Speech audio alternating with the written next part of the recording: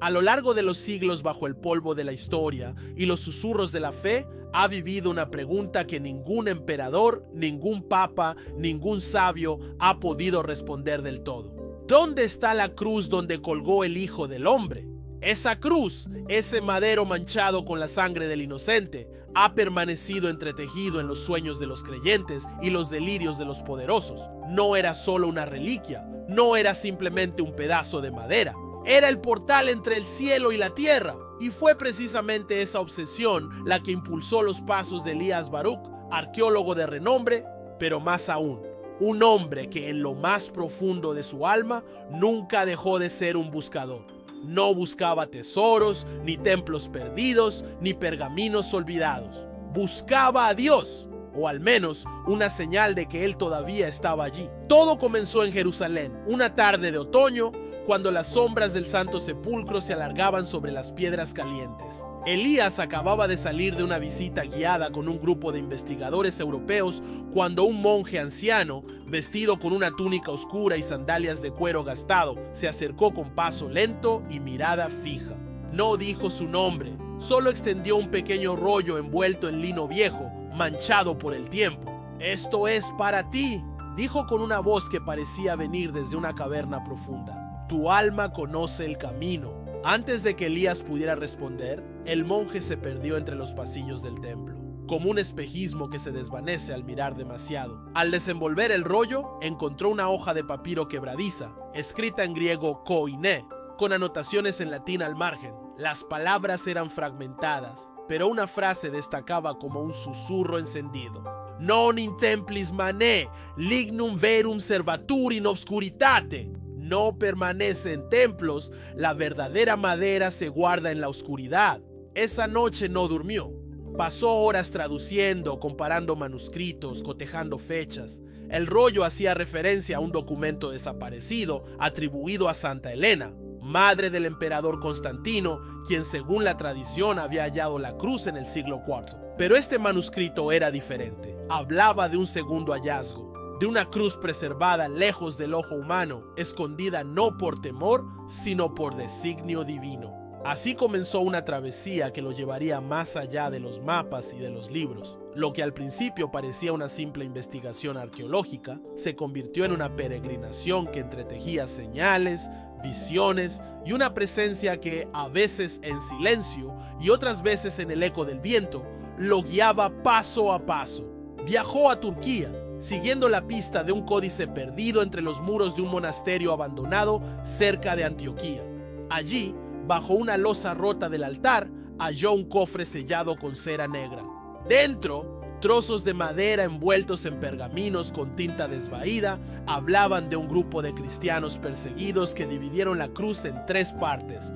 Una fue llevada a Roma, otra se perdió en el desierto y la tercera fue entregada a los guardianes del silencio. Esa frase retumbaba en su mente mientras recorría los desiertos de Siria y los valles del Líbano. En cada paso encontraba señales, un mosaico antiguo con la imagen del Gólgota, un cántico repetido por un pastor anciano que hablaba de la madera que llora sangre, una mujer ciega que al tocar su mano le dijo en voz baja: «Donde la cruz descansa, la tierra canta al cielo».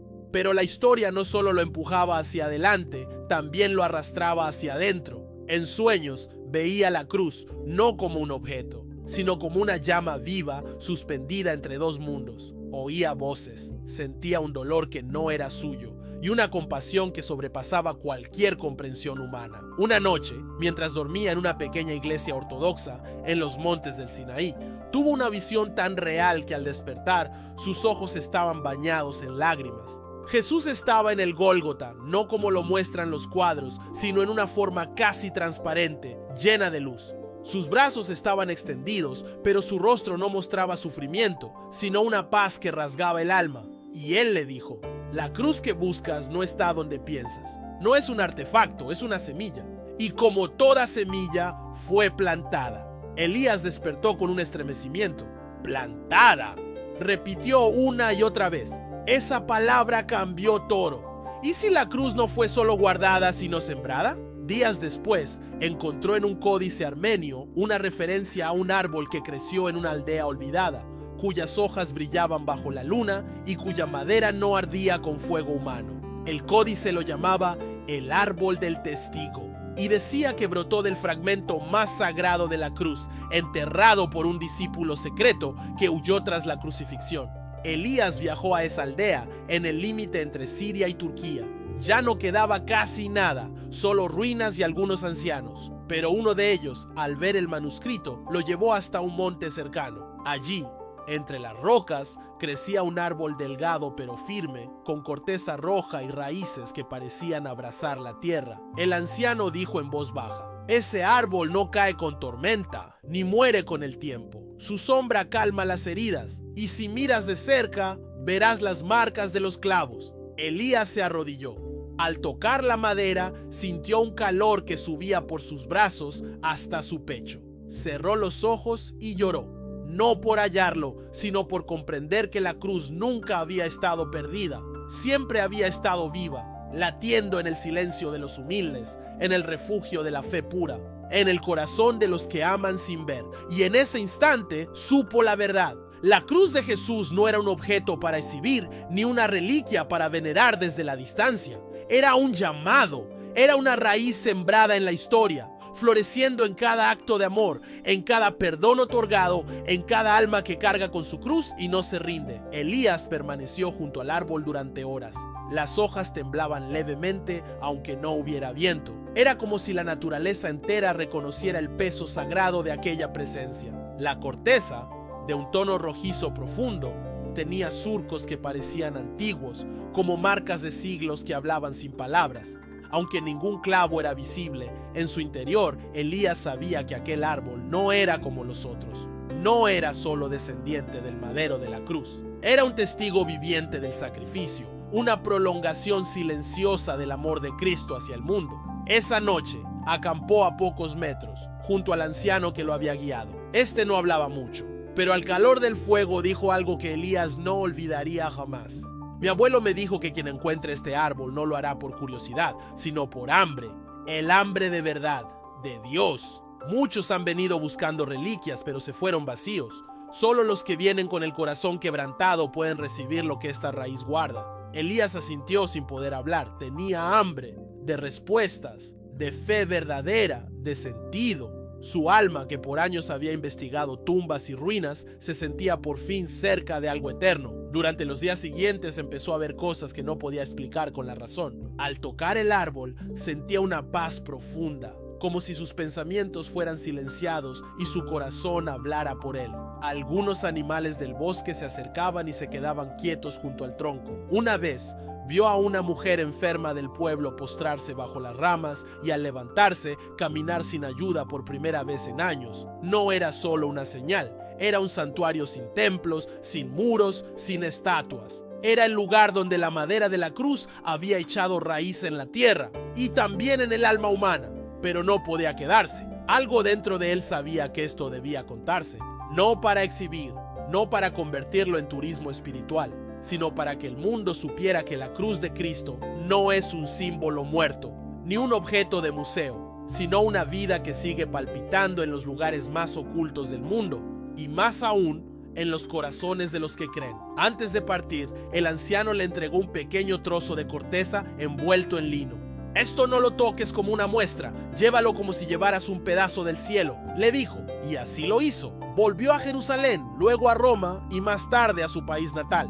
Pero ya no era el mismo. No hablaba con la misma ansiedad de antes, ni buscaba publicaciones académicas. Lo que quería ahora era sembrar, no árboles, sino fe. El fragmento de corteza permanecía con él, y algo extraño sucedía. Donde lo colocaba se percibía una calma especial, un silencio lleno de significado. Personas que lo visitaban y se sentaban cerca sentían alivio, esperanza, a veces lágrimas sin explicación. Pero no todos recibían la historia con alegría. Hubo escépticos que lo acusaron de fraude. Hubo religiosos que le exigieron entregar el fragmento a la iglesia. Incluso algunos lo trataron de loco. Pero Elías no se defendía. Solo decía: «Yo no la encontré para guardarla. La encontré para que el mundo supiera que no está perdida». Y siguió hablando. En charlas, libros, pero sobre todo en encuentros personales, donde compartía su historia con humildad. Y algo comenzó a suceder. Otros empezaron a encontrar sus propias cruces plantadas. No árboles reales, sino momentos en los que sentían que la cruz de Jesús brotaba en sus vidas, en el perdón a un enemigo, en la sanación interior, en el consuelo inesperado de una oración sencilla. Años más tarde, Elías escribió en su diario: "La cruz está viva". Está donde alguien ama sin esperar, donde se levanta el que ha caído, donde el odio muere sin venganza. Está en los hospitales, en las cárceles, en los corazones quebrados. Y sí, también está en aquel monte donde la raíz sagrada aún canta con el viento. Y ese diario, años después de su muerte, llegó a manos de una joven misionera en África. Ella, con lágrimas en los ojos, leyó aquella frase y miró a su alrededor. Niños hambrientos, madres con fe, hombres exhaustos pero aún de pie, y comprendió. No necesitaba viajar a Tierra Santa para encontrar la cruz. Estaba justo donde ella se encontraba, entre el dolor y la esperanza. La cruz de Jesús nunca se perdió, simplemente fue sembrada. Y aquellos que la encuentran no lo hacen por mérito, sino por gracia.